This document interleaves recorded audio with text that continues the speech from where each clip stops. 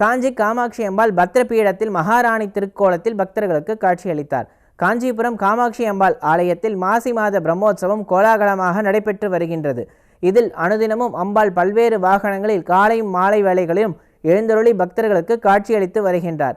அந்த வகையில் 8ஆம் நாள் காலை வெள்ளி பத்ரபீடத்தில் மகாராணி திருக்கோலத்தில் கால் மேல் கால் போட்டபடி அமர்ந்து பக்தர்களுக்கு காட்சியளித்தார். இவ்விழாவையொட்டி சங்கரமடம் முன்பு காஞ்சி காமாட்சி சங்கரமடம் வரவேற்பு குழுவின் ஒருங்கிணைப்பாளர் ஜீவானந்தம் ஏற்பாட்டில் அன்னதானம் வழங்கப்பட்டது. இதில் மாநகராட்சியில் ஓய்வு பெற்ற அலுவலர் ஜெயக்குமார், சண்முகவேல் கன்ஸ்ட்ரக்ஷன் உரிமையாளர் சுரேஷ் ஆகியோர் உபயதாரர்களாக சிறப்பாக செய்திருந்தனர்.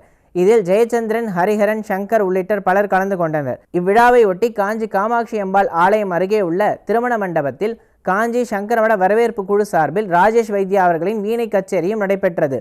இதில் ஒருங்கிணைப்பாளர் சுப்பிரமணியம், தலைவர் மோத்திலால், செயலாளர் பாபு, பொருளாளர் ராஜேஷ் ஜெயின் ஆகியோர் கலந்து கொண்டு கலைஞர்களுக்கு பொன்னாடை அணிவித்து நினைவு பரிசுகளை வழங்கி அவர்களை கௌரவித்தனர்.